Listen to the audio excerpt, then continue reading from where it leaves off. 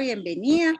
Muy contentos que estén ustedes dos hoy aquí compartiendo con nosotros. Luisa Matilde Salamanca es fisioterapeuta con maestría en desarrollo infantil. Ella es docente de la Universidad Autónoma y también nos acompaña hoy Carolina Arango, que es psicóloga y trabajan, entiendo que las dos trabajan con CEDER, ¿cierto, Luisa?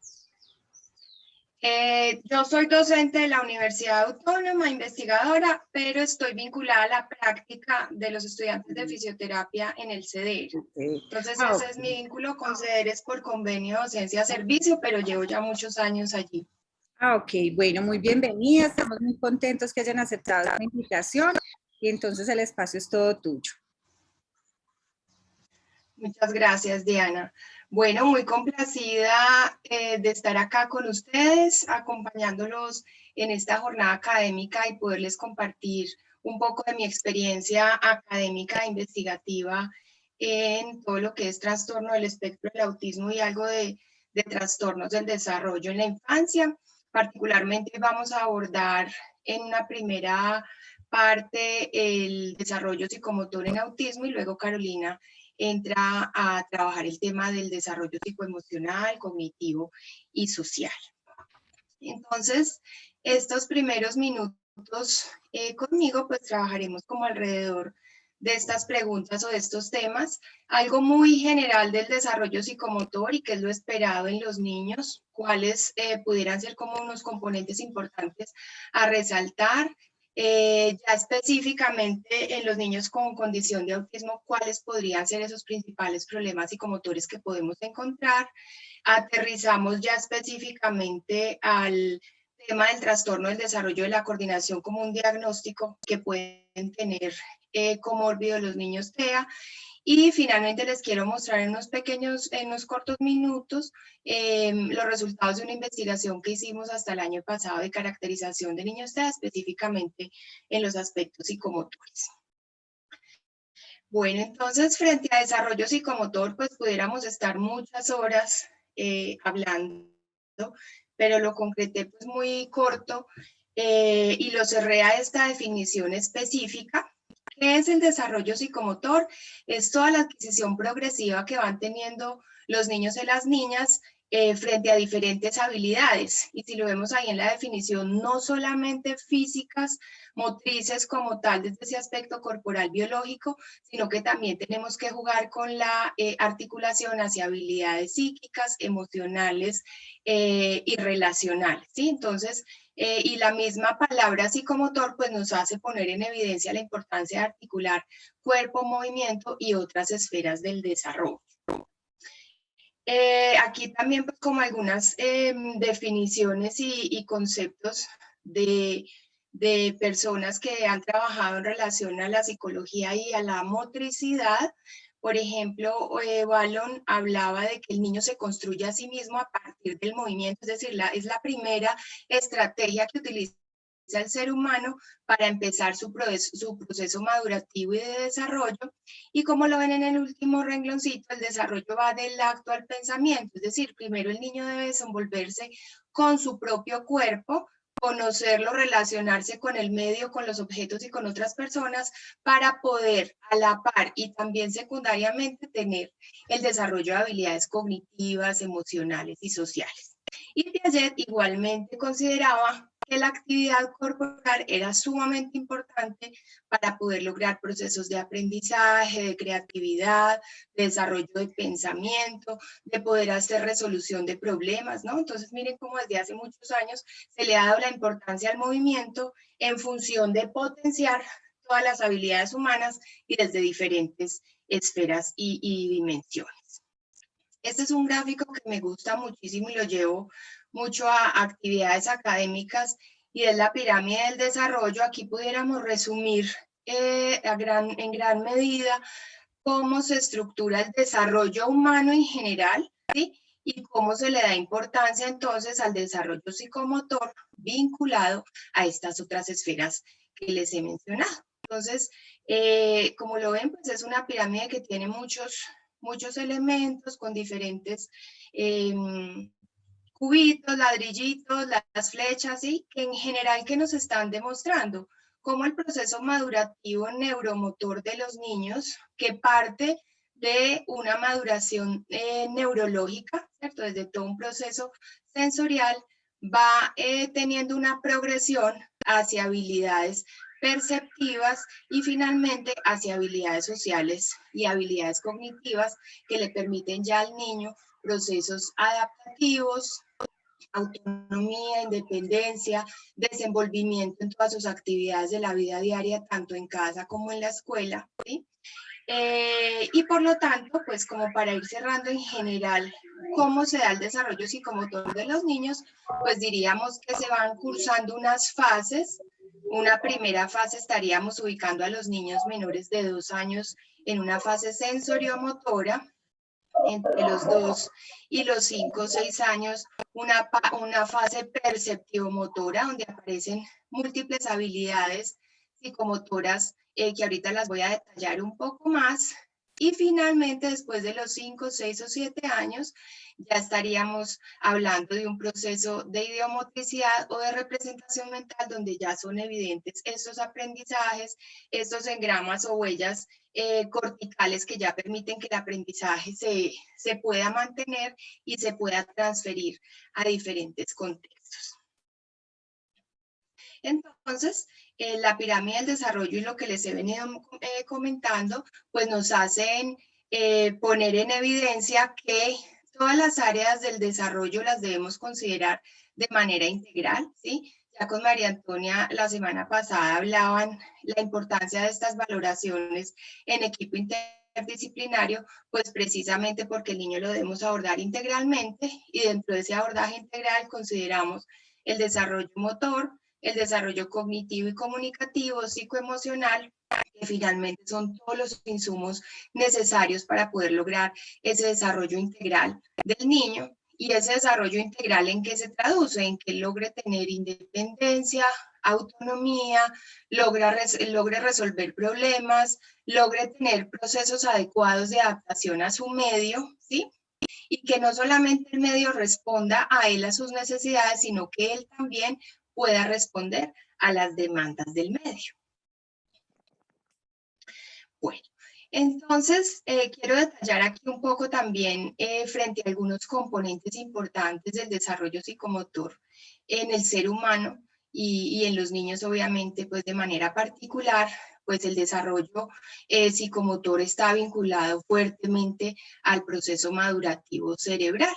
¿Sí? Entonces aquí vemos las unidades funcionales cerebrales específicamente estudiadas por Alexander Luria, ¿sí? Una unidad 1 que es la más básica, la unidad 2 que se relaciona más como con el macro del encéfalo y la unidad 3 que estaría más ubicada a nivel del lóbulo frontal y específicamente prefrontal. Entonces ya ustedes ven a la derecha, según muchos estudios y específicamente estudios de Da Fonseca, pues él relacionó cómo esas unidades funcionales cerebrales, en la medida en que maduraban, daban peso o daban sustento a la consolidación de 7 elementos fundamentales para consolidar el desarrollo psicomotor. Entonces, ¿cuáles son esos elementos fundamentales del desarrollo psicomotor? El tono muscular, el equilibrio, la noción del cuerpo, la estructuración espaciotemporal, la lateralidad y las praxias gruesas y finas. Entonces, si relacionamos estos elementos o factores psicomotores con el cerebro, pues vemos que estas unidades funcionales específicas, pues son las que dan base a la consolidación de estos factores psicomotores. Pero igualmente tenemos que tener en cuenta que si bien cada uno de estos factores tiene una ubicación neurobiológica específica en el cerebro, pues deben trabajar en conjunto también, ¿sí? Es decir, el tono muscular y el equilibrio serían la base para consolidar la noción del cuerpo, para consolidar aspectos espaciotemporales y obviamente ambas unidades 1 y 2 son la base para que un niño desarrolle las praxias, es decir, todos los movimientos precisos, tanto gruesos como finos, ¿no? Entonces, aquí ya estaría haciendo yo pues como hincapié a elementos psicomotores fundamentales en el desarrollo, que son los que permiten que las conductas se puedan dar de una forma eficiente y con calidad. Entonces, miremos como cada uno de estos elementos en qué consisten. Pues el tono muscular se refiere a esa tensión activa y permanente que tienen los músculos. Yo, independiente que esté relajada en una silla, viendo televisión o en un cine, tengo un tono muscular allí, ¿sí? Activo. Obvio, cuando me estoy moviendo lo pongo mucho más activo, ¿cierto? Pero el tono siempre va a estar presente, simplemente puede aumentarse en ciertas condiciones. Y es el que me permite sostenerme, ¿sí? Tener un control postural y al mismo tiempo me permite moverme. Es decir, yo requiero el tono muscular tanto para actividades estáticas como para actividades dinámicas. El equilibrio, pues es esta capacidad de poderme mantener en contra de la gravedad, ¿sí? Y en ese mantenimiento en contra de la gravedad, poderme sostener en cualquier posición.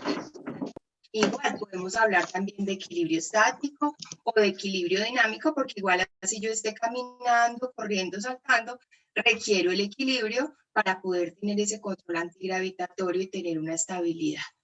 Igual el equilibrio es fundamental para poder orientar las partes del cuerpo en el espacio, ¿cierto? Para yo poder hacer un ejercicio o una actividad de manera coordinada, eficiente, ¿sí? Entonces es la base también de una actividad intencional y precisa que se realice pues de una forma positiva. Estos tres componentes psicomotores pues son los que están relacionados directamente con la perceptomotricidad, ¿cierto? Entonces ya los procesos perceptivos, digamos que son procesos más elaborados desde cualquier área, desde el lenguaje, desde la cognición, pero también desde la psicomotricidad. Los procesos perceptivo-motores tienen que ver entonces con la noción del cuerpo, es decir, qué representación tengo yo de mi cuerpo en mi mente, cómo reconozco las partes del cuerpo, cómo diferencio mi cuerpo con respecto a otras personas y cómo pongo en juego mi cuerpo también en relación a los objetos, al espacio y a otros. Frente a la estructuración espaciotemporal, este es un elemento perceptivo motor sumamente importante. Tiene que ver con que el niño pueda tener diferentes formas de desplazamiento, pero de una forma coordinada también, ¿cierto? Que logre adaptarse al espacio, reconozca distancias, reconozca y ajuste su movimiento con diferentes velocidades, direccionalidades. ¿Por qué la espaciotemporalidad es tan importante? Porque obviamente es la que le va a dar al niño la secuencialidad del movimiento, el ritmo al movimiento, ¿sí? Ajustar todos estos elementos tan importantes para que el movimiento finalmente sea coordinado. Y la lateralidad pues tiene que ver tanto con lograr una dominancia específica, ¿cierto? Que se debe lograr en los niños, o que sea diestro o que sea zurdo, y además en reconocer izquierda-derecha, que también le favorezca esa espacialidad, ¿sí? Y que permita orientarlo y relacionarlo adecuadamente con el espacio y con el mundo exterior. Y finalmente, tendríamos en cuenta las praxias, ¿sí? Praxias gruesas y praxias finas, tienen que ver también con la perceptomotricidad, porque como les decía, esos elementos perceptivos son los que me van a llevar a tener un patrón mucho más maduro y más fino, ¿sí? Y tiene que ver también con la representación mental, o sea, cuando ya un niño desarrolla las praxias, pues es porque de pronto sus procesos de aprendizaje motor los logró consolidar de una manera mucho más completa. Entonces la praxia gruesa tiene que ver con los movimientos más globales de varios grupos musculares, como la carrera, el salto, salvar obstáculos, trepar, etc. Y las praxias finas tienen que ver más con procesos de habilidades manipulativas mucho más precisos y que requieran, por ejemplo, también la coordinación ojo-mano, ¿no? O pie-mano, coordinación visomotora. Bueno, entonces aquí un ejemplo, una niña, digamos, escribiendo, pues voy a pasarla rápido por el tiempo, pero una actividad que para nosotros es muy sencilla, ¿sí? Ya como adultos y que seguramente muchos de nosotros pues no tenemos una discapacidad por lo menos muy evidente o diagnosticada, lo hacemos muy fácil, ¿sí? Pero un niño que esté apenas en una edad de 4 años pues requiere estar en alerta con todos estos elementos sensoriomotores, perceptiomotores e ideomotores para poder consolidar este acto que es la grafomotricidad y la escritura. Entonces, por ejemplo, mire, para sujetar el lápiz que necesita el niño, tono, equilibrio, desarrollar su praxia fina, tiene que tener coordinación para mover sus ojos de izquierda a derecha, seguir la línea y escribir, tiene que mantener su cuerpo estable en una silla durante 45 minutos o una hora en su clase, y ahí vemos pues qué elementos psicomotores requiere, tener coordinación de la mano con la hoja, con la mesa, ¿sí? También requiere una madurez del tono, del equilibrio, de la noción del cuerpo, del espacio. Concentrarse en lo que tiene que hacer, es decir, desatender lo irrelevante, concentrarse en su clase, en el dictado de la profesora, de ver el tablero. Miren que tenemos en cuenta allí un aspecto cognitivo que es la atención, pero que desde la dimensión corporal que requiere tono muscular y equilibrio, estabilidad, control postural. ¿Sí? Entonces, pues esa es la manera en que nosotros desde fisioterapia, incluso desde terapia ocupacional, pues trabajamos componentes corporales y psicomotores, pero ¿para qué? Para que el niño ya los pueda transferir a una actividad funcional, en este caso la grafomotricidad o la escritura. Bueno, ahora entonces vamos a ver qué es lo que pasa en los niños con autismo. Hasta ahora vimos los elementos generales de lo esperado en un niño, ¿sí? Cómo es ese curso madurativo psicomotor. ¿Qué pasa en la mayoría de niños con autismo? Pues ya la semana pasada empezamos a hablar del tema TEA, ya sabemos, tenemos claro que es un trastorno neurobiológico del desarrollo que empieza a manifestarse desde los primeros años de vida, y digamos así también que las dificultades psicomotoras se pueden evidenciar inclusive desde los primeros meses de vida. Sabemos que las características principales del TEA pues son las dificultades en la comunicación e interacción social, y además la presencia de patrones restrictivos y repetitivos de comportamiento que pueden ser motores también, ¿cierto? María Antonia la semana pasada hablaba de las secolalias, de estas perseverancias en lenguaje, pues desde el punto de vista motor también son muy evidentes estas estereotipias motoras, ¿no? De balanceo del tronco, de sacudidas de las manos, manierismo, lavado de manos, bueno, infinidad de formas también de manifestar estos patrones restrictivos motores. Bueno, la neurobiología del autismo es muy amplia, ¿no? Si uno se va a revisar artículos científicos, capítulos de libros de texto, encuentra mucha explicación neurobiológica que es demasiado amplia. Aquí simplemente me quiero centrar a la que está más relacionada con las dificultades psicomotoras de los niños TEA, y ubicaríamos estas dificultades particularmente en una neurobiología del lóbulo frontal, ¿no? Entonces, la mayoría de explicaciones neurobiológicas del autismo están dadas por fallas en el lóbulo frontal, pues esta es también precisamente la justificación de las fallas psicomotoras de los niños en condición de autismo. Y el lóbulo frontal, si bien tiene una importante función en la consolidación de la personalidad, en la autorregulación y la conducta, tiene también una función sumamente importante en el control motor, para poder planificar, iniciar secuencias de movimiento, ¿sí? Ejecutar un movimiento en función de una situación tarea, de un objetivo puntual. Entonces, obvio, nosotros desde fisioterapia pues tenemos que tener claridad que esas dificultades psicomotoras tienen de base una falla neurofisiológica que la justificamos desde el lóbulo prefrontal específicamente.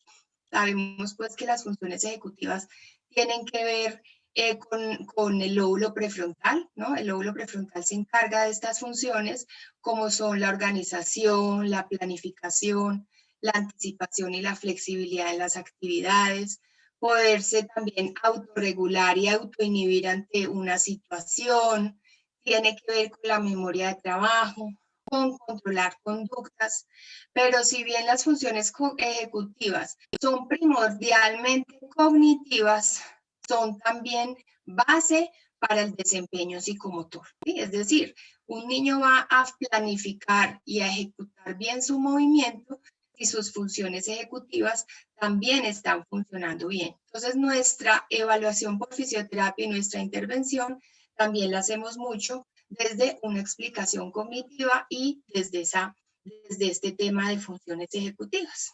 Entonces, por eso los niños que tienen dificultades ejecutivas, pues tienen tantas dificultades, ¿no? De direccionar la atención, de reconocer patrones de prioridad, de no formular una intención adecuadamente. Bueno, creo que este tema lo hablamos también un poquito con María Antonia y posiblemente ahora con Carolina desde psicología.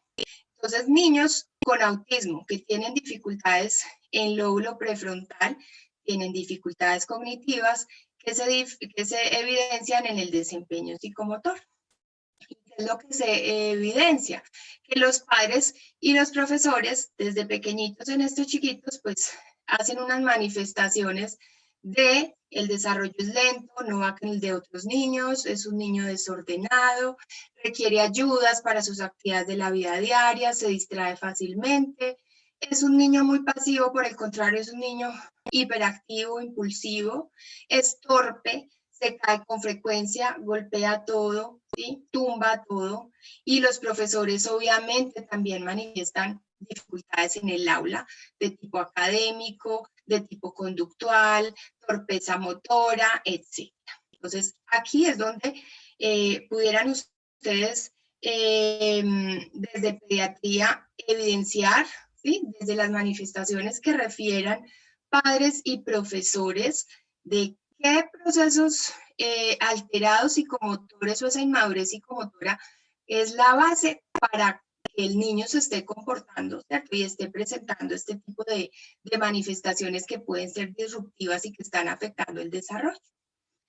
Entonces, fallas psicomotoras pues se evidencian de muchas maneras que las encontramos desde la evaluación por fisioterapia, fallas sensoriales, perceptivomotoras, fallas posturales, alteraciones en el tono muscular, en las praxias, en fin, pues todos estos elementos que ya les he manifestado, pues generan problemas motores y finalmente problemas de aprendizaje. Porque si el niño motrizmente está inmaduro, tiene muchas falencias, pues ya su posibilidad de aprender también va a estar más limitada. Y es así entonces como podemos reconocer que el TEA tiene múltiples comorbilidades y una de ellas es el trastorno del desarrollo de la coordinación, ¿sí? Este es un trastorno que incluso está contenido en el DSM-5, ¿sí? Está dentro de todos los trastornos del desarrollo infantil y se refiere a un trastorno que puede estar entre un 5 y un 20% de la población y que se evidencia por fallas motoras, que son referidas por la familia desde los primeros meses y años de vida y que generan dificultades en el ambiente del hogar y en el ambiente escolar. La literatura científica pues, reporta una alta asociación y comorbilidad de TDC con TEA. Digamos que la máxima correlación que he encontrado en la literatura ha sido del 80%, ¿cierto? O sea, niños con autismo tienen en un 80% posibilidad de tener comorbilidad con el TDC. Entonces, miren que es un diagnóstico específico, no es simplemente decir el niño tiene un retraso motor, es inmaduro, es torpe. Eso es normal, mamá, que su niño que tiene condición de autismo tenga problemas motores. Claro, es normal, pero tiene posibilidad también de tratamiento, ¿cierto? Y de mejorar, que simplemente no encasillemos a que el niño con autismo tiene procesos dificultosos en su desarrollo psicomotor, sino que démosle la posibilidad también de que tenga un manejo en esta área. Y acá entonces lo que les quiero compartir de la investigación que terminamos el año pasado entre la Universidad Autónoma y la Universidad de Manizales, donde caracterizamos 40 niños con autismo desde diferentes dimensiones hicimos caracterización, obviamente pues sociodemográfica, caracterización desde todo el tema de genética y biología molecular, psicomotricidad, funciones neurofisiológicas y funciones neuropsicológicas. ¿Y qué encontramos en estos 40 niños TEA de Manizales? Que en un 87% tenían indicación o sospecha de trastorno de coordinación, solo un 12% no tenían estas manifestaciones, es decir, hay niños TEA también que no tienen problemas psicomotores. Y si vemos los perfiles específicos de los factores psicomotores, si ven acá, pues aquí tenemos las características de cada uno de los factores que ya les mencioné, tono, equilibrio, cuerpo, espacio temporal, lateralidad y praxias.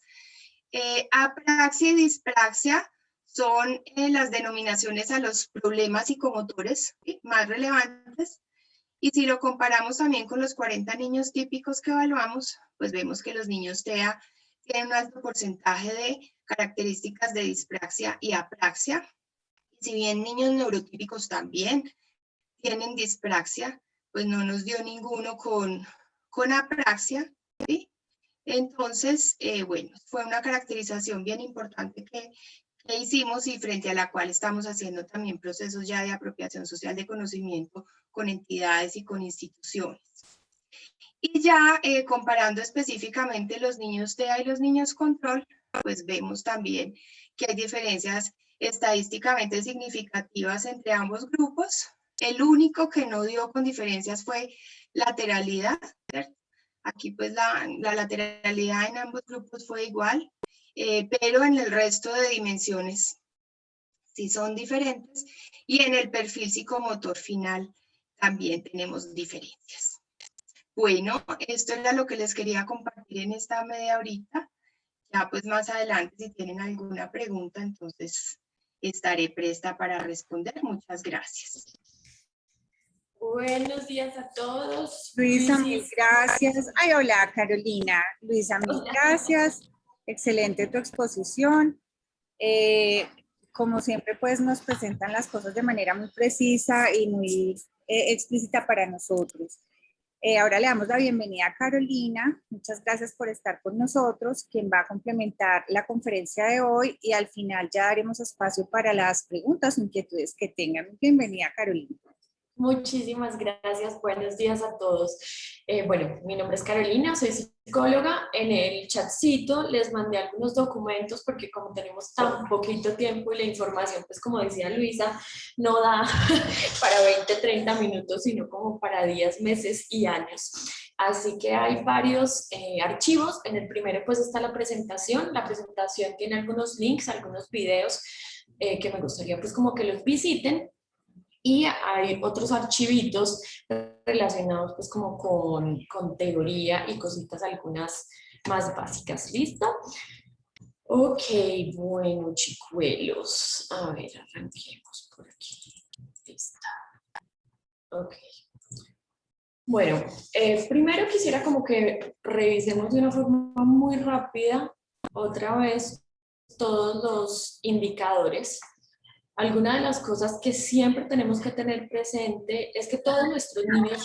Carolina, perdóname, ¿lo puedes poner en presentación completa? Es que está así como en el modo de diapositivas. Ok. ¿Ahí? No, todavía apenas va a empezar como a presentar. Sí, ya. Su función de compartir está en pausa. Ahora alejar la ventana de aplicación compartida. ¿Ahí ya o no? Sí, ya se está viendo bien. Ah, perfecto, gracias. Ok, bueno, entonces quisiera que revisemos primero pues como estos circulitos. Seguramente ya todos están familiarizados, pero creo que la repetición es una de las cosas que más nos ayuda. Otra vez está en modo diapositivo. Dime. Carolina, es que no sale el modo presentación, más chistoso. Solo se ve, entonces cuesta más leer.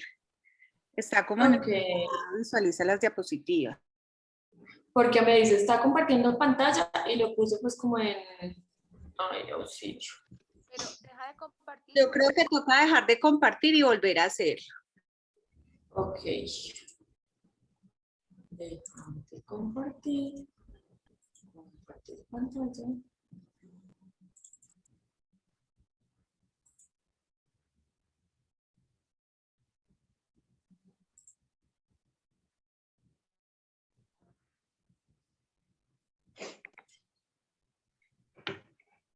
¿Ahí?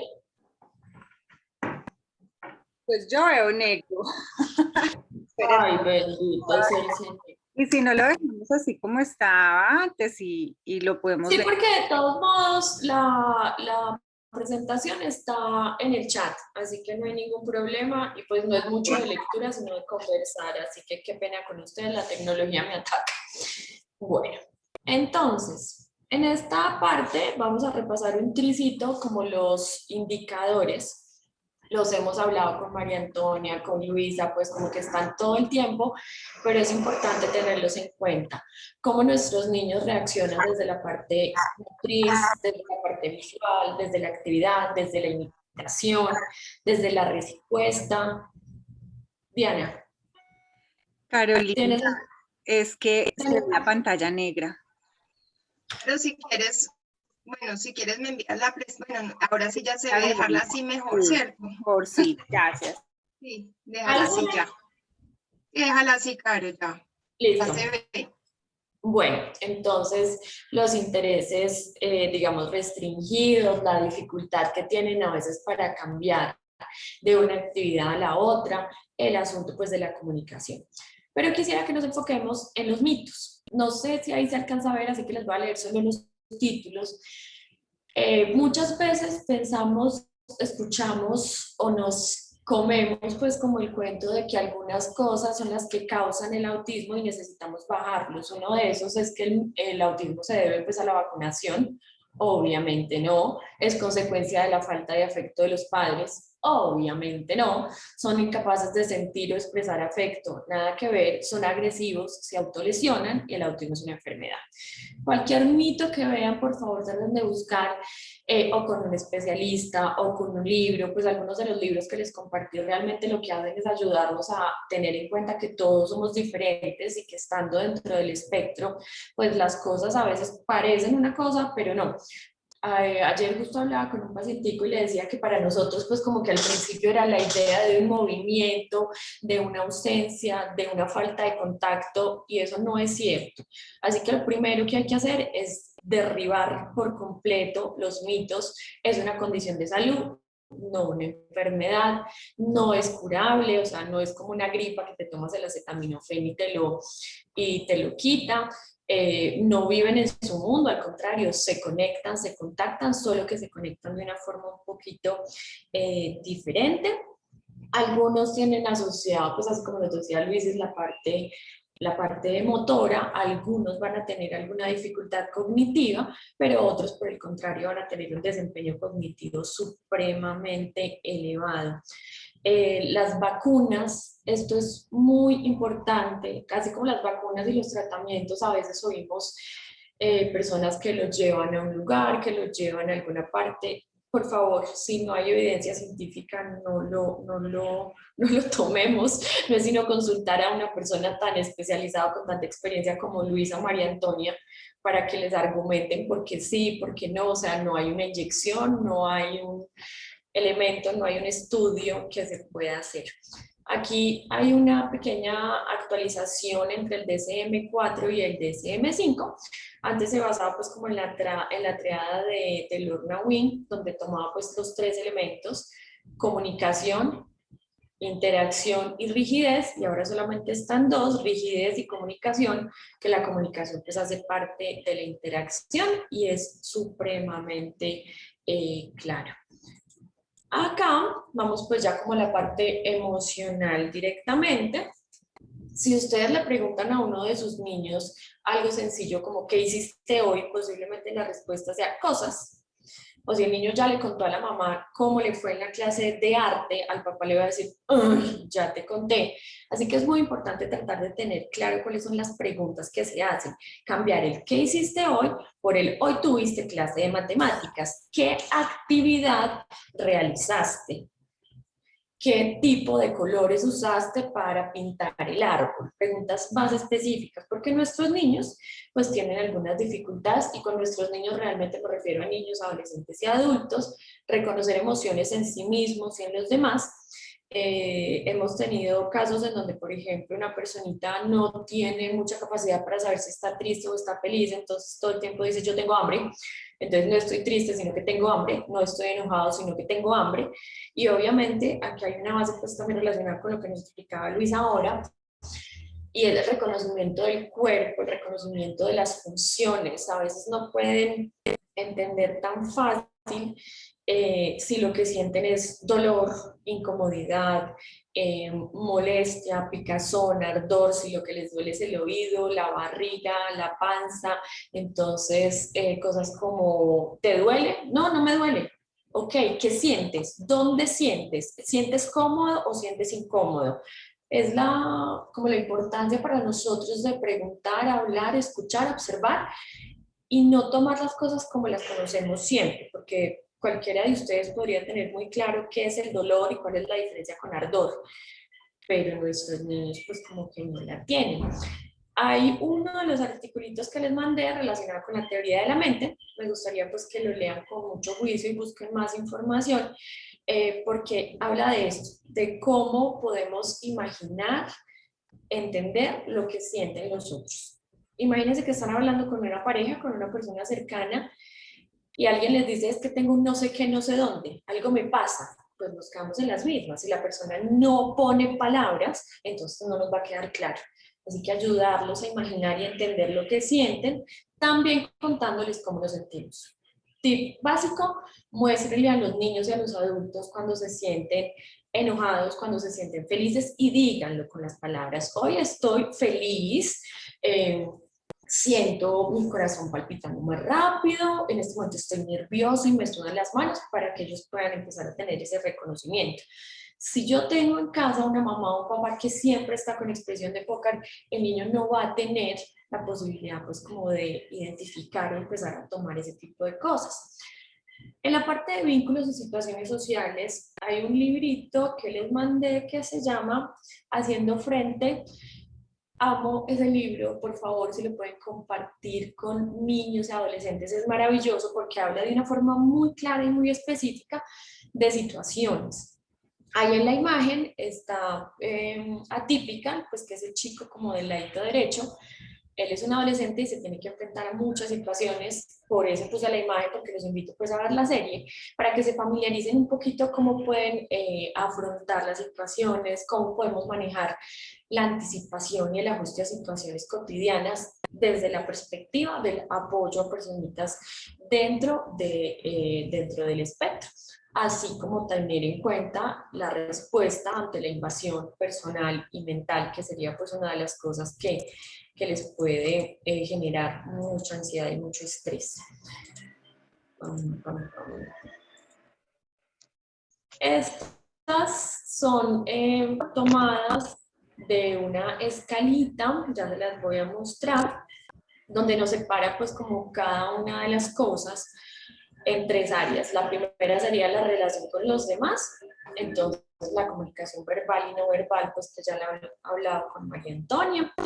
La independencia, la cooperación y la autonomía desde la parte de psicología son súper importantes, porque necesitamos que nuestras personitas que estén cerca sean felices, sean lo más independientes que se pueden, y necesitamos encontrar qué puede hacer solo, qué necesita con apoyo, qué necesita, qué puede hacer pues como en su vida, y no todo el tiempo estar haciendo por ellos, porque ellos son un tesoro total. Luego, la relación consigo mismo. Esta creo que es una de las áreas en las que nos lleva toda la vida.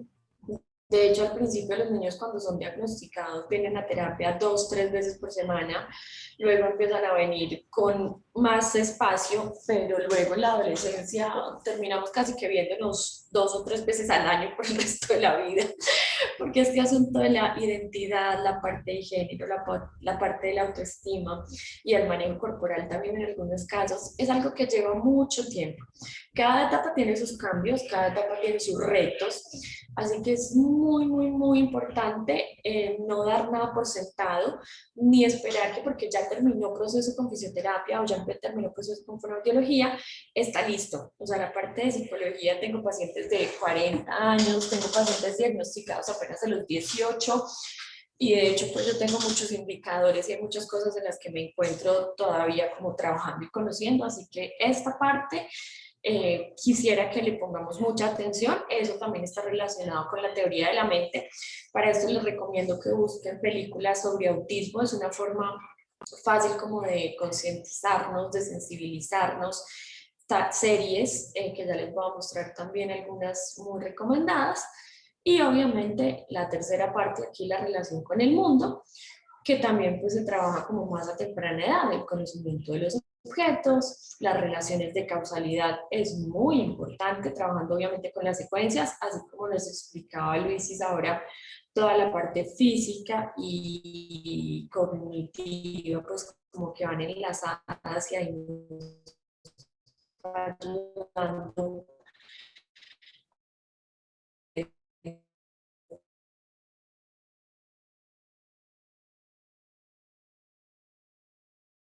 Otra vez, ¿qué pasó antes? Ellos les cuesta un poquito entender esta parte, así que ahí es importante. Esta es la escala, yo tomé pues como las 3 diapositivas más importantes de la escala, pero ahí está el link, lo pueden revisar. Lo que me gustó de esta escala pues es que tiene como 2 accesos, uno es como para personas pues de la salud y otros para de pronto usar en docentes, en familiares, o sea como más accesible para poder identificar cuáles son las cosas y si ahí pues ese desarrollo no va y no está como muy cercano, consulten. Acá hay varias recomendaciones como por edad, entonces digamos tenemos Plaza Sésamo, Julia es un personaje hermoso, ahorita más abajo tenemos un linkcito, sería como para los más pequeños, es una forma muy accesible de contarle de pronto a los niños, a los amigos, a los compañeritos, a los hermanos, qué es lo que está pasando. Luego tenemos pues también como el avance de Sheldon Cooper y el niño, obviamente es una comedia, entonces hay algunas cosas pues como que no se acercan a la realidad, pero sí nos da pues como una idea y a veces la información la tenemos que dar un poquito más light. Igual que Atípica, que también pues es una comedia, pero nos acerca mucho a lo que pasa en toda la familia. Cuando hay una persona diagnosticada, tenemos que revisar todo el entorno y ahí es donde psicología trabaja a veces con mucho amor y a veces con un par de pellizcos, porque ¿qué pasa con todos cuando le están prestando más atención a uno, cuando le están prestando más atención al otro? Y los otros dos, pues que tienen que ver con la adultez. Esta parte de Netflix, El amor en el espectro autista, se lo súper recomiendo para los que tengan adolescentes y adultos. Es como un documental serie y son adultos, mujeres y hombres que van narrando cómo se vinculan, cómo se conocen. Nuestros niños a veces no tienen filtro, a veces dicen las cosas tal como son, a veces no aceptan el contacto físico, a veces lo buscan mucho, entonces es una forma como de entender, porque siento que a veces nos enfocamos mucho en lo que pasa con nuestros niños cuando están en las primeras edades, pero pues nuestros niños van a crecer.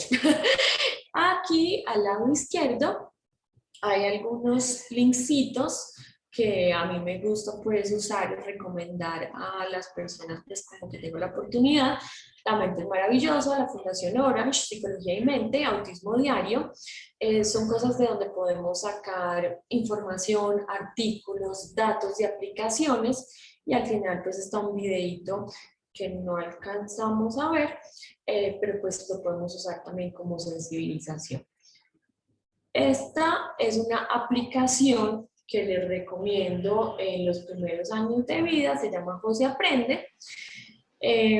Acá al lado pues están las emociones de Elmo, que volvemos pues a Plaza Sésamo, y algunas listas de aplicaciones para que puedan elegir de acuerdo a lo que necesitan cómo usarlas. ¿Por qué tomo José Aprende? Porque tiene la aplicación, Y también tiene los cuentos, entonces los cuentos se pueden escribir, se pueden imprimir, perdón, y tenemos 3 partecitas. La parte de la mitad en las emociones, están las emociones básicas. José está feliz, José está asustado, y nos puede ayudar mucho a empezar a identificar cómo son los indicadores. Entonces de pronto tengo la mano mojada, pero ¿por qué es? Eso puede ser un indicador de que estás nervioso, de que estás ansioso. Y bueno, como puede tener los cuentos y la rutinita ahí de la aplicación, es súper, súper, súper bueno. Muy bien. Ya casi vamos para las preguntas. Hay una cosa que me encanta y que me gustaría pues contarles como una anécdota cortica. Una vez estaba en terapia con un niño y estábamos hablando de las cosas que no me gustan. Y el niño decía, a mí no me gusta comer cabello de ángel. El niño nunca había comido cabello de ángel, pero él se imaginaba el pelito de un angelito, porque nadie le había explicado el cabello de ángel. ¿A qué voy con esto? Nuestros niños son literales, así que por favor, si le van a decir algo, asegúrense de qué fue lo que entendió. Pregúntenle primero, traten de mirar cómo se siente, cómo son sus ojos, cómo son sus manitos, qué está pasando, porque nosotros somos sus intérpretes, o sea, nosotros somos los encargados a buscar, estudiar, entender, porque aunque escuchen a María Antonia 20 veces 20 minutos, aunque escuchen a Luisa 20 veces 20 minutos, el aprendizaje va a ser directamente con nuestros niños, adolescentes y adultos. Es imposible hacer una charla o una capacitación y que ustedes salgan con algo que definitivamente les vaya a dar empoderamiento. Así que por favor traten de escuchar, que entienden, y piensen que nuestros niños, al ser tan literales, les puede pasar esto. Tienen unos chistes rarísimos, o sea, armadillo y desarmadillo, eso a quien le podría causar gracia, pero nosotros de pronto sí. Traten de hablar, de escuchar, de percibir, de identificar. Vuelvan a las escalas de desarrollo. Si algo les llama la atención, busquen. No sé, o sea, como que 20 minutos no son suficientes para pasarles toda la información, así que espero que puedan leer un poquito lo que les mandé. Y me gustaría pues como escucharlos, abrir ya el espacio para preguntas, que ahí de pronto les puede ser más útil que todos los links. Carolina, mil gracias. Te vamos a molestar, qué pena contigo, es que algunos participantes entraron después de la hora en que compartiste los archivos. Si no los podrías volver a compartir, si eres tan amable, ahorita más tarde. Claro que sí, por supuesto. Y sí. señora, sí, Dime. ya empezaste, tan linda, muchas gracias, Sí. ya los pueden descargar. Bueno, yo creo que antes que nada agradecerles, como siempre lo hemos hecho, mil gracias por compartir con nosotros todo su conocimiento, su experiencia. Y pues es admirable que de manera tan puntual nos puedan transmitir el mensaje. Quisiéramos darle paso a los participantes si tienen alguna inquietud, alguna pregunta, pueden hacerlo a través del chat o pueden hacerlo a través de reacciones levantando la manito. Mientras que los participantes vamos organizando, no sé si de pronto los pediatras que están acá, la doctora Margarita, que orienta gran parte del componente ambulatorio en pregrado y posgrado, o Joana también que nos acompaña hoy, ¿tienen alguna inquietud, alguna pregunta?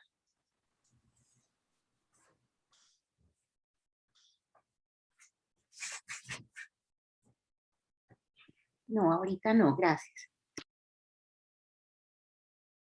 Yo quisiera preguntarles, antes de las intervenciones de los demás participantes, alguna pregunta similar que le hicimos a María Antonia hace 8 días, y es en relación con si ustedes desde su experiencia nos pudieran regalar en 2 palabras, pues en 2 palabras, no, en una frase, como los tips que dirían, mire, yo sé que cada uno nos lo presentó en la presentación, pero como desde esas anécdotas que han tenido y la experiencia que tienen en trabajar con los niños que tienen o que están dentro del trastorno del espectro autista, como que nos dirían, mire, si ven Si el niño consulta por esto, atención, póngale cuidado, o hemos visto que se demoran en ser diagnosticados porque no se percatan del hallazgo en esta área o o en esta edad, o a veces se les pasa con mucha frecuencia esto, me parece que sería muy importante si nos pudieran compartir, Luisa y Carolina, de pronto si tienen alguno de estos aspectos para nosotros como cogerlos y no perderlos de vista. Bueno, Diana, entonces respondo yo, que hice la primera presentación.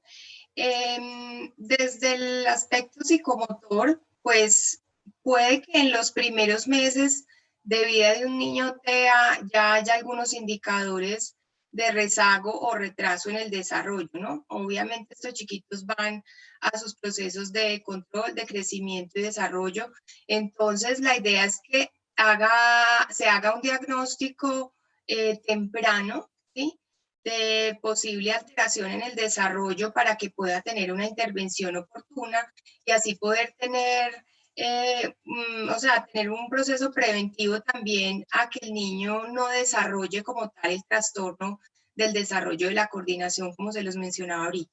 Entonces, en caso de ver desde los primeros meses de vida alguna alteración psicomotora, es muy importante una remisión a un proceso de evaluación con una escala de desarrollo, con una escala de función motora que aplicamos nosotros en fisioterapia y poder hacer una intervención. Si ya estamos hablando de niños preescolares, pues las manifestaciones que se pueden detectar o indicadores que ustedes pueden identificar en consulta usualmente son referidos por los padres, ¿no? Y como se les mencionaba ahorita, ya el papá del niño que está en el jardín, ¿sí? Ya estamos hablando de un chiquito en jardín infantil, en transición, pues entonces, aparte de que el papá dice que en casa el niño es lento, hay que ayudarlo para todo, para vestir, para comer, y si bien el niño de pronto lo ayuda, lo hace un poquito, pues el papá termina haciéndole todo para que pueda salir rápido a la ruta del colegio, etcétera. Entonces, los padres refieren las dificultades en el desempeño de actividades de la vida diaria en casa, también torpeza motriz, se caen con frecuencia, tumban todo, si salen a pasear, a caminar, se fatigan muy fácil, el niño ya se quiere sentar, no aguanta mucho tiempo, actividad física, ¿sí? Entonces desde casa lo pueden detectar también con ese tipo de manifestaciones, o que el profesor ya en la escuela, en el jardín, en el colegio, pues le da quejas al papá ¿no? También de malas posturas, no participa en actividades deportivas en el colegio, no les gusta la clase de educación física, en el aula no se centra fácilmente, tiene malas posturas, tiene retraso en las actividades manipulativas de escritura, de dibujo, etc. Entonces ya en esas edades pues serían las quejas que reciben los papás del colegio y lo que identifica el padre en casa en el desempeño de actividades de la vida diaria. Entonces allí veríamos como esos posibles indicadores de trastorno psicomotor, posiblemente de un TDC, y debería entonces tener una remisión a fisioterapia, a veces también a terapia ocupacional. Aplicamos las escalas respectivas, hacemos el diagnóstico e iniciamos idealmente una intervención temprana y una intervención oportuna. No sé si con eso ya tengas más. Sí, claro que sí, Luisa. Complementar chiquitito, en el chat acabo de poner una página y otros 3 puntos específicos como para los pediatras o los profesionales en general, donde pueden llenar algunas escalas, son unas escalas guía, o sea, la evaluación, como bien lo explicaba Luisa, corresponde a un equipo, a un montón de procedimientos, pero son como tipsitos. Entonces, el contacto visual, la interacción, ahí hay 3 cuestionariecitos, los pueden llenar online, los invito a que lo tengan pues en el computador o impreso a la mano, y con eso se pueden ayudar mucho para ver si hay indicadores. Diana, yo tengo una pregunta. Sí, señora, dale, Margarita. Bueno, mi pregunta es más desde el punto de vista práctico, no tanto académico, sino práctico. Uno en la consulta tiene muchos niños que uno tiene una alta sospecha, que los ha visto en diferentes sesiones, y sí, lo ideal es remitirlo, que el diagnóstico y el manejo sea interdisciplinario, que sea en la misma institución, que todo esto se inicie de manera muy temprana porque pues vamos a tener un mejor pronóstico. Pero la realidad, siendo honestos, es que no es así, que uno no logra eso. Yo me ponía a pensar en un paciente que tuve esta semana, que lo he visto hace 3, 4 años, lo he remitido, y ese niño todavía no lo he remitido pues a las diferentes especialidades, todo. El niño no tiene un diagnóstico todavía. Yo sí tengo una alta sospecha que el niño pertenece pues a este trastorno, al TEA. Mi pregunta es, si uno lo quiere mandar, por decir algo, al CEDER de manera particular, donde le puedan hacer la evaluación completa interdisciplinaria, ¿qué costos iniciales tiene esto? Para uno por lo menos tener un diagnóstico inicial y pegarse de ahí para que la EPS ya con esto pues lo haga más, mucho más rápido y bueno, tener uno como más argumentos, una evaluación inicial de estas, ¿cuánto cuesta? Que los papás lo puedan hacer de manera particular y ya con esto, porque si uno se pone a esperar, uno hace las remisiones y de manera temprana y todo, pero las cosas muchas veces no se logra como debería ser. ¿Cuánto cuesta de manera particular en el CEDER si de pronto ustedes tienen conocimiento de esto? Corchada. Primero pongo en el chat el número de teléfono en este momento, pero realmente pues no es un número muy certero, está más o menos 300 la evaluación, pero no tengo el dato. De todos modos, ahí está el número de teléfono.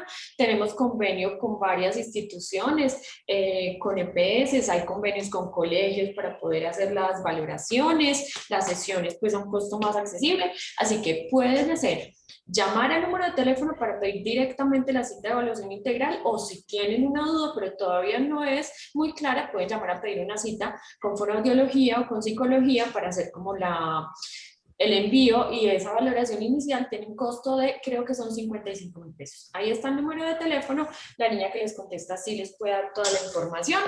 Igual la voy a pedir por acá si de pronto me la dan. Ah, bueno, muchas gracias. Otra pregunta adicional para las dos. Luisa ahorita mencionaba que es importante la intervención pues temprana y oportuna. En su experiencia, el pronóstico con esta intervención, yo sé que hay muchos factores que influyen, pero en términos generales, ¿cómo es el pronóstico sin intervención o si la intervención es tardía? Sí, particularmente pues no te daría así un dato específico en porcentaje de procesos de rehabilitación efectivos, ¿sí? No lo tengo claro pues frente a la evidencia de cuánto se pudiera recuperar en la parte psicomotora o restablecer procesos de aprendizaje motor un niño con trastorno de coordinación, pero sí pueden lograr muchísimas habilidades. El TS de todos modos no se supera en un 100%, ¿sí? Porque también tiene una base neurobiológica importante, así como el autismo, ¿no? Son trastornos ya que tienen componentes genéticos en un alto porcentaje, encefálicos, etcétera, pero sí hay pronósticos de buenos resultados de intervención, pero con procesos también disciplinados y rigurosos de intervención por fisioterapia, por terapia ocupacional y por trabajo en equipo interdisciplinario del apoyo familiar. También las evidencias científicas ahora están muy fuertes en todo lo que es trabajo con familia, ¿sí? Desde el trabajo en casa, el manejo ambulatorio, todo el seguimiento en estos ambientes, en el contexto natural de los niños, eso es súper importante. Entonces, como tú lo decías, hay muchos factores que favorecen el pronóstico, pero sí es claro que los niños pueden superar en un alto porcentaje sus dificultades psicomotoras, más no sé si en un 100% en qué casos, no sabría decírtelo, pero se puede tener un buen pronóstico cuando hay intervenciones oportunas. Y sobre todo en los primeros 5 años de vida por todo el proceso de plasticidad neuronal. Entonces, por eso yo les decía, identificar ojalá dificultades motoras y del desarrollo en general en los primeros 5 años para que los resultados sean más favorables por neuroplasticidad. Y el trabajo con familia, la evidencia científica sí está ahora muy centrada en esto. Y lo otro es también todos los enfoques que tienen que ver con entrenamiento en tareas neuromotoras, ¿sí? O sea, que sean actividades muy centradas en el trabajo directo del niño, en su cotidianidad, ¿no? A veces en la intervención por fisio se enfoca mucho que ponen el niño en una bicicleta un rato, que en una banda sin fin, solitos, allí haciendo actividad física. Por ejemplo, para el pronóstico también hay que tener en cuenta ese tipo de intervención, ¿no? Hay técnicas que si bien pueden mejorar fuerza, equilibrio, lo ideal es que sean actividades centradas en tareas directamente, que es lo que favorece el aprendizaje motor. Entonces digo yo allí, frente a tu pregunta, es que el pronóstico de qué puede depender también del tipo de intervención que se haga, que sea en el contexto natural del niño, un trabajo fuerte con familia y empezar tempranamente.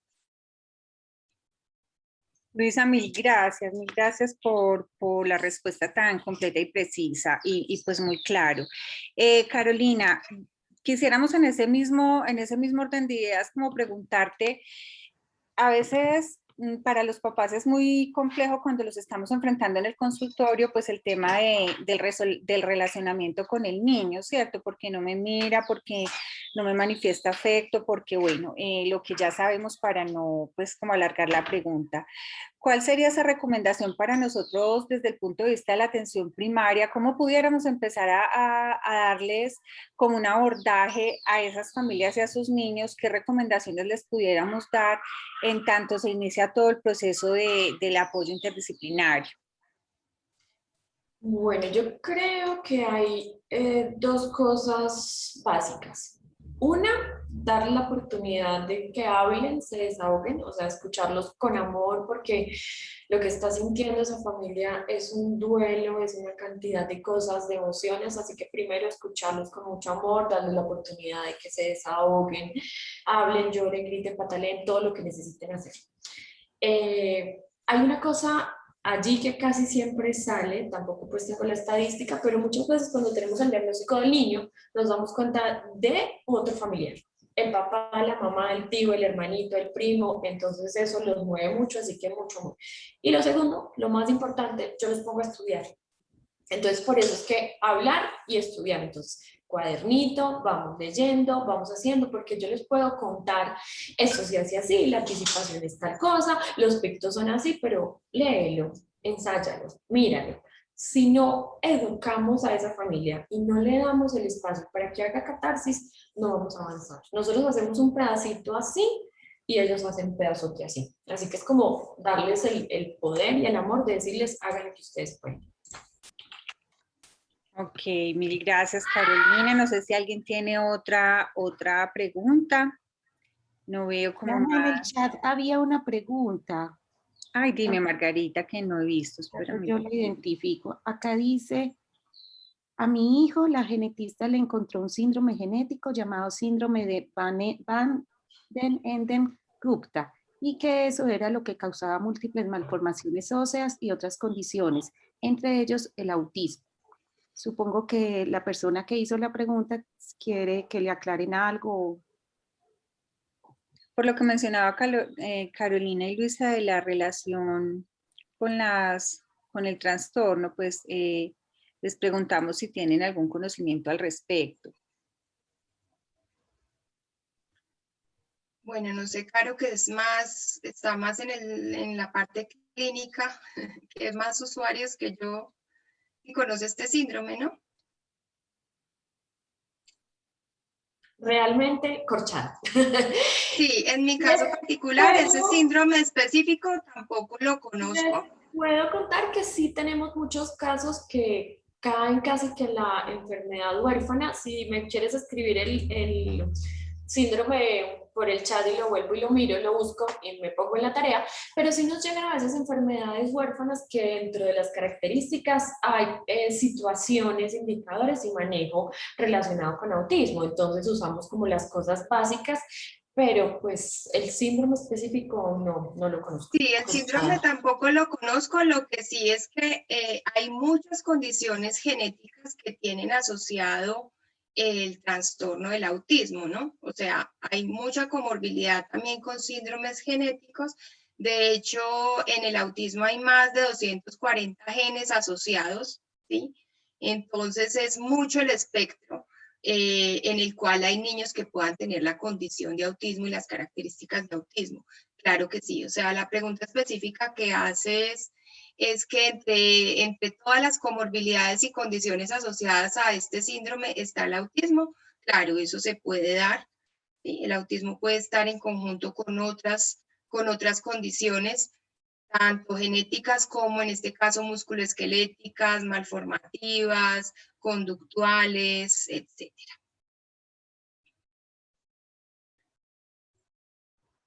Bueno, nosotros pues lo conocemos como desde el punto de vista genético, ¿cierto? Se asocia pues a algunos dismorfismos y alguna discapacidad cognitiva que tiene pues un espectro también, incluso pues a veces es mucha, ¿cierto? Pero la relación exacta con el autismo no, en el momento no podríamos decir. Creo que las respuestas que podemos estudiar, revisar y darte respuesta más adelante, eso lo podemos hacer nosotros a través de nuestras redes sociales. Para Edwin Andrés, averiguaremos y les estaremos compartiendo también la información. Bueno, finalmente, muchísimas gracias Luisa, muchísimas gracias Carolina. Es para nosotros de verdad un honor que hayan aceptado compartir con nosotros en esta actividad académica. Muchas gracias por permitirnos grabar la sesión. Y bueno, en tanto la podamos subir al sitio web, que generalmente la subimos al final del mes, les estaremos compartiendo también los enlaces para que las puedan compartir con sus pacientes y con las familias. Mil gracias y un feliz día para todos. Que estén muy bien. Gracias por la invitación. Feliz día. Hasta luego. Gracias a Dios. Que estén muy bien. Muchas gracias. Chao.